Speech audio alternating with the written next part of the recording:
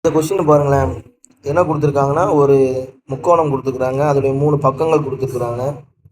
இதில் வந்து அந்த 3 சென்டிமீட்டர் பக்கத்தை வச்சு அதை வந்து அச்சா வச்சு அதை சுழற்றினோம்னா ஒரு திண்மம் உருவாகுது அப்படிங்கிறாங்க.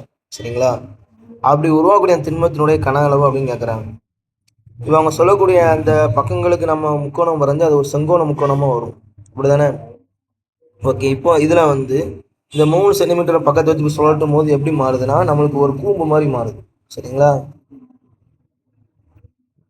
உங்க நேர்வட்ட கூம்புல வருது.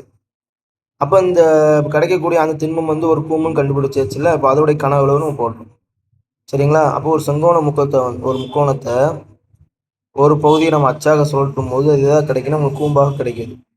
இப்போ கூம்பினுடைய நம்மளுக்கு கன அளவு என்னதுன்னா 1/3πr²h. சரிங்களா?